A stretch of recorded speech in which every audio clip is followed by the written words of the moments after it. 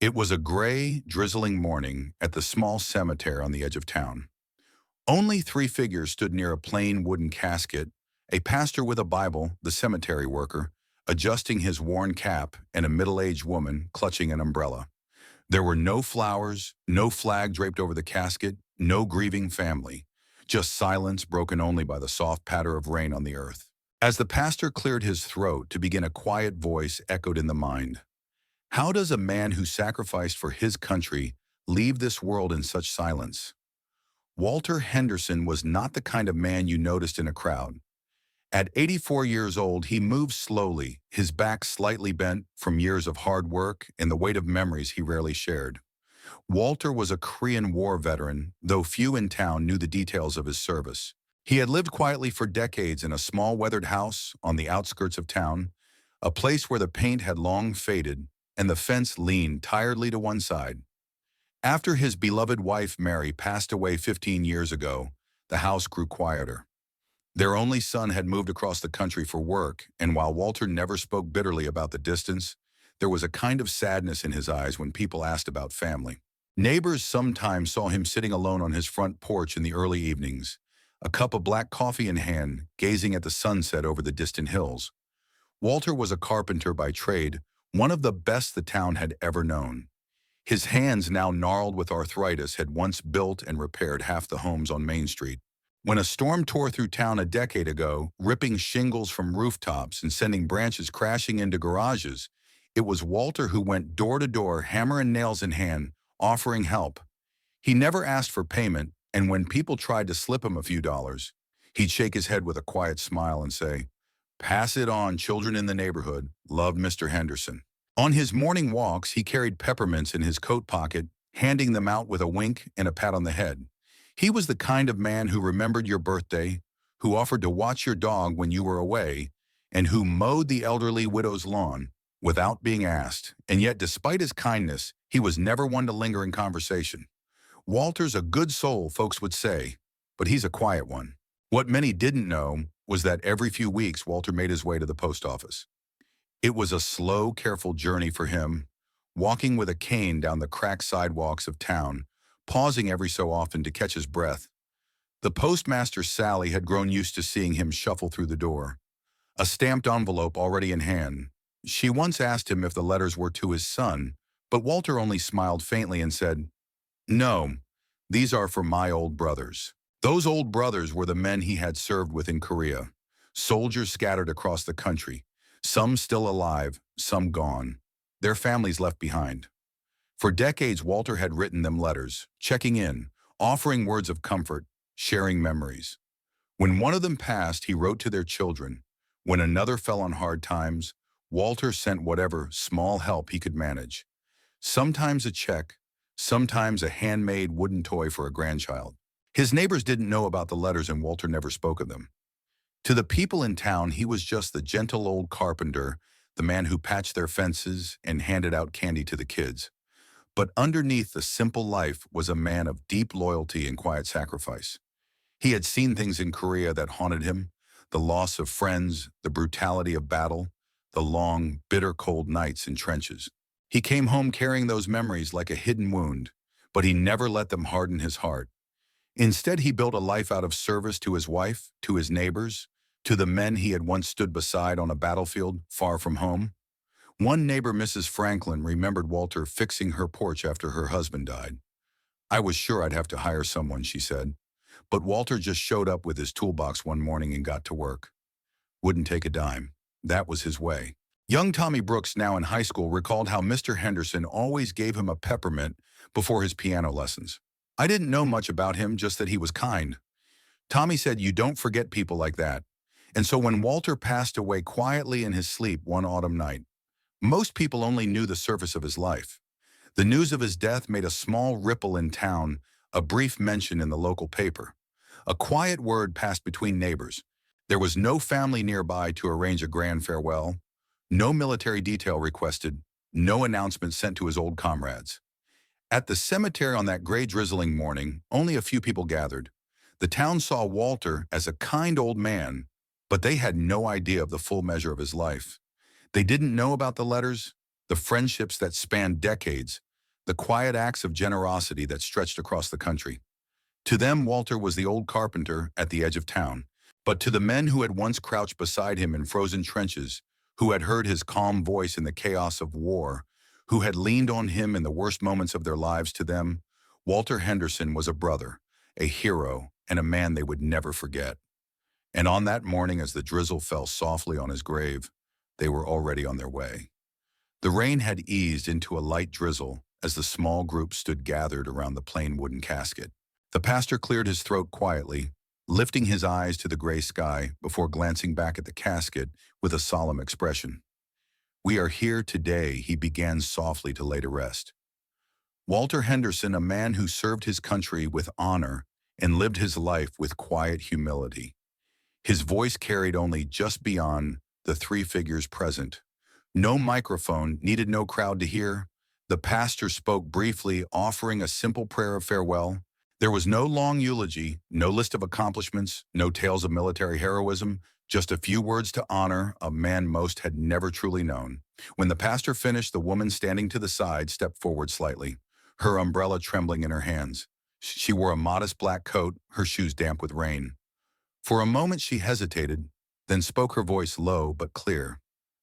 I'm Anna," she said quietly. "I was Walter's social worker these past few years." She glanced toward the casket, a faint sad smile on her face. Walter was a gentle soul. He never asked for much. When his health began to fail, he refused to move into a home.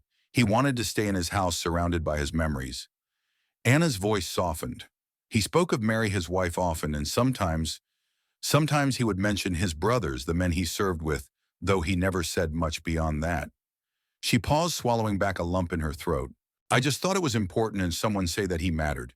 He mattered to me." As she stepped back, the cemetery groundskeeper, a middle-aged man in a well-worn jacket and cap, approached the grave quietly. He carried a small American flag, the kind often placed on veterans' graves, and knelt to press it gently into the wet earth beside the casket. For a moment he rested his hand on the casket, bowing his head briefly in silent respect. Then wordlessly he rose, nodded once toward the pastor and Anna, and turned to walk away.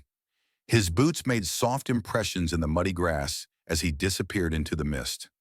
The drizzle continued soft and steady.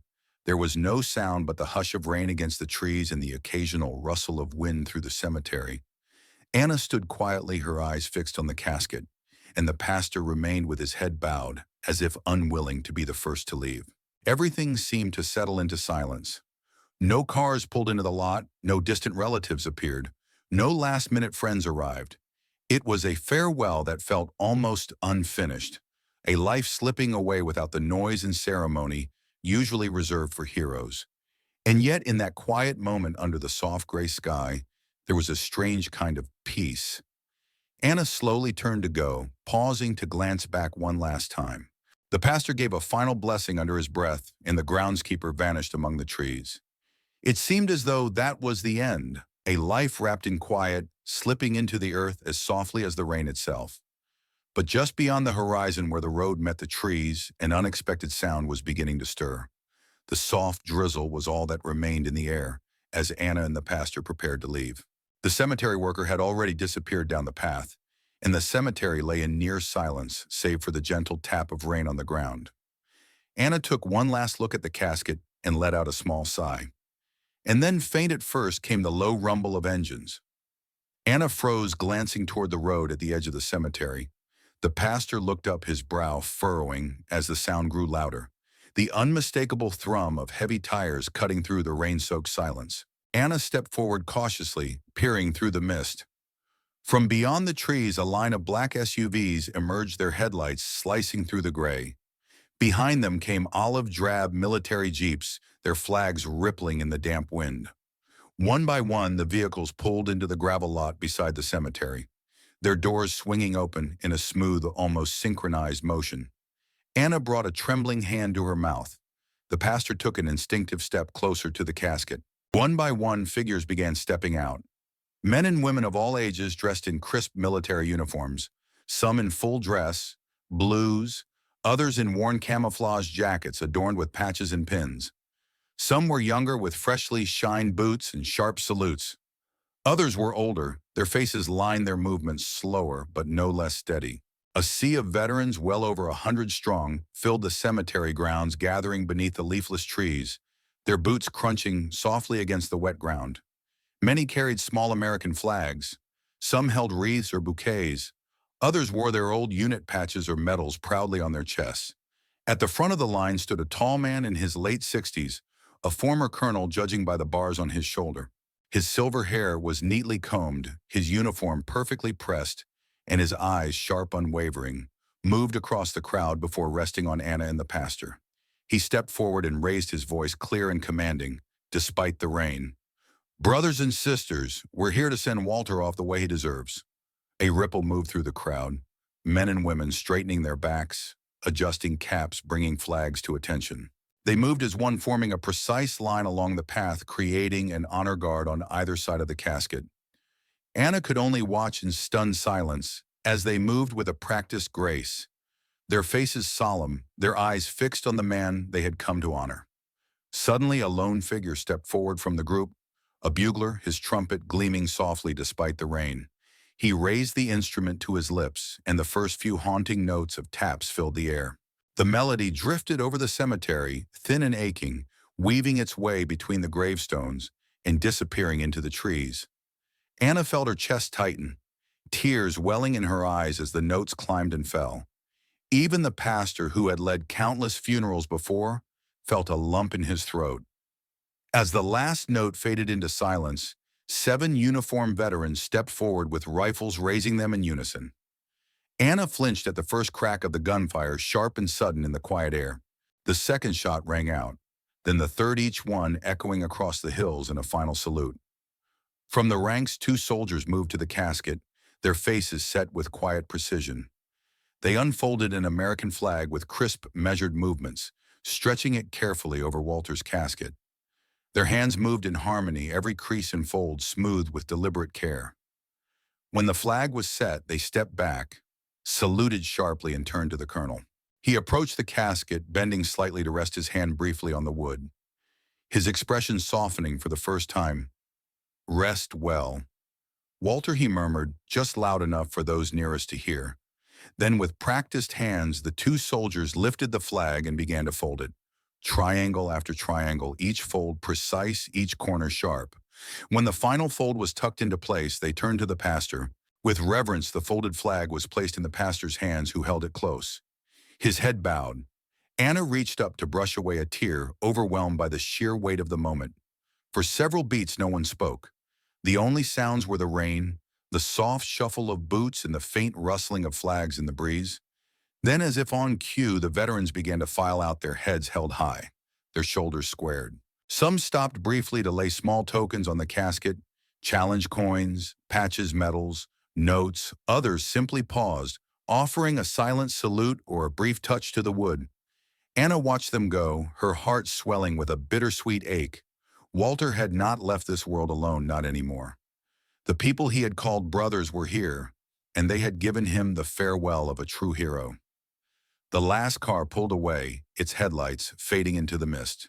And there at the edge of the cemetery, Anna and the pastor stood quietly, the folded flag pressed between them, the rain falling softly as the final chapter of Walter Henderson's story came to a close.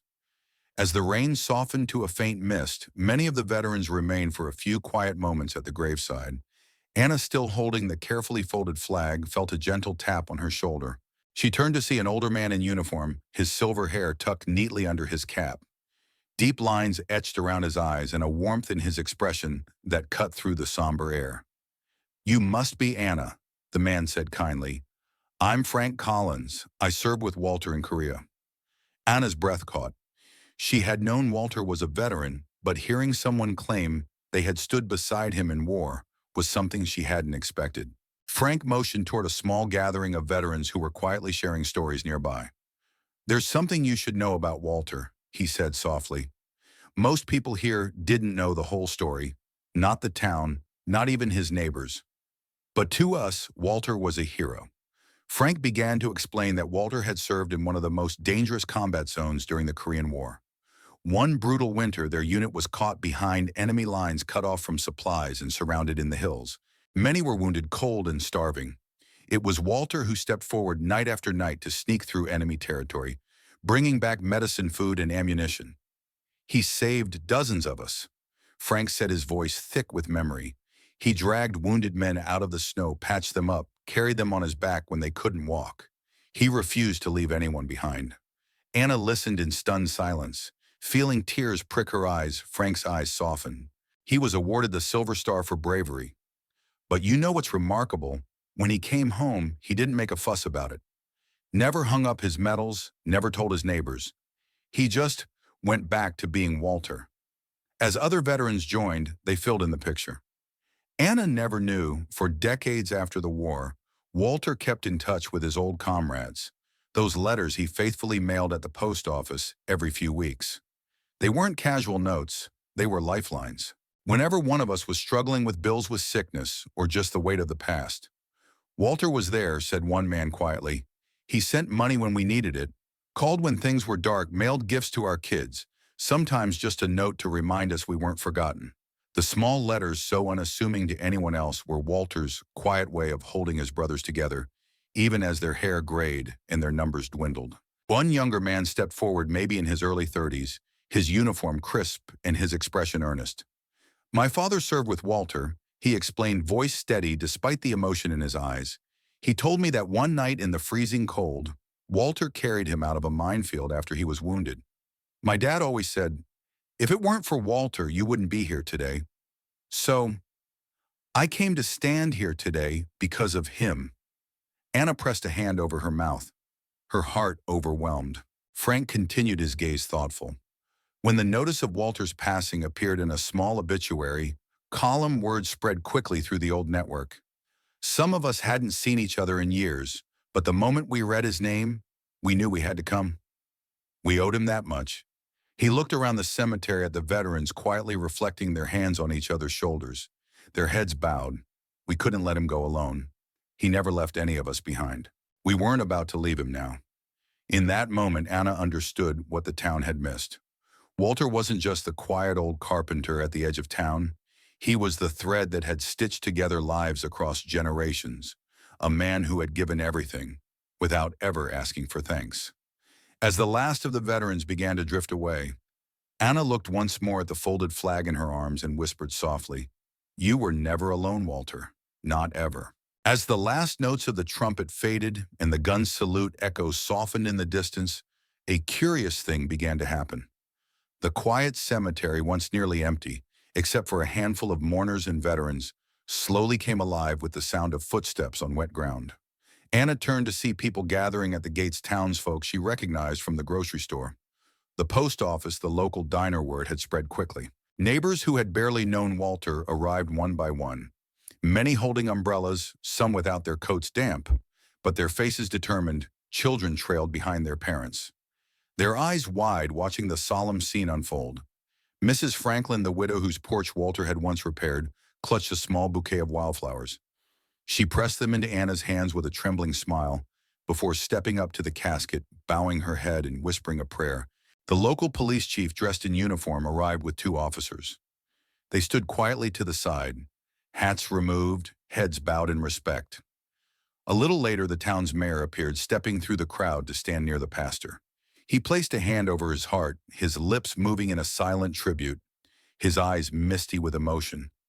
Anna watched it all, her throat tight with feeling. Beside her, one of the veterans gently touched her arm and gestured to the road. There, gathered in a hesitant knot, stood a small group of teenagers, the same boys she had often seen lingering near the gas station, laughing too loudly sometimes, a little rough around the edges. But today they were silent. One of them shuffled his feet, his hands stuffed deep into his jacket pockets, his eyes fixed on the casket with an expression that was almost ashamed. Another wiped his sleeve across his face, as though pretending the rain, not emotion, was making his eyes red. Anna took a shaky breath, overwhelmed by the sight. Suddenly she felt her own tears slipping free, unbidden and unstoppable. The flag in her arms felt heavier now, not from weight, but from meaning. She heard herself whisper, her voice cracked, but full of truth. "You were never alone, Walter. You were never alone." The crowd stood in silence for a long moment. The rain falling softly, the air filled with the quiet sounds of life, the sniffle of a child, the clearing of a throat, the soft shuffle of feet on wet grass. Slowly, one by one, people approached the grave. Some left flowers, others simply placed a hand on the casket or whispered a few words. The teenagers finally gathered their courage and approached as a group standing in a small line, heads lowered in a gesture of respect that spoke louder than words. In the end, the lonely send-off that might have been was no more. The town had come late perhaps, but with open hearts to honor a man they had never truly known but would now never forget. As the soft rain continued to fall, the veterans gathered together one final time. Slowly, as if by unspoken agreement, they began to sing, "God bless America, land that I love." Their voices rose in harmony, rough yet full of heart, filling the small cemetery with music. Some sang with eyes closed, others with hands over their hearts, and a few with arms around each other's shoulders. The sound carried across the rows of headstones, blending with the rain, rising toward the gray sky. When the last notes faded, a hush settled over the crowd. An older veteran, his uniform heavy with medals, stepped forward. In his hands, he held a weathered badge, Walter's own unit insignia, polished to a soft shine. With care, he approached the pastor and Anna, his face etched with emotion. "I think this belongs here," the veteran said softly. Together, they placed the insignia on a small stone marker near Walter's grave, where it would remain on display as a tribute, a symbol of a quiet hero's life. The camera's view pulled back, showing the simple grave that only hours before had been bare and lonely. Now it was transformed. The earth around Walter's casket was covered with American flags, fresh flowers, handwritten notes, and military pins. It was no longer a forgotten corner of the cemetery. It was a place of honor. The camera lingered on the headstone, engraved simply with Walter Henderson, 1938-2022, beloved husband, soldier, friend. As the rain softened to a mist, the narrator's voice spoke one final time. "We must never forget those who gave, without asking for anything in return. A strong society is not measured by its wealth, but by how it honors its humblest souls." The image slowly faded, leaving behind only the sound of the wind, the flutter of flags, and the memory of a man who, though quiet in life, had left a legacy that would echo for generations. Thank you for joining us in honoring the life and legacy of Walter Henderson. His story is just one among countless quiet heroes who walk among us every day. Veterans who have given so much without ever asking for recognition or applause.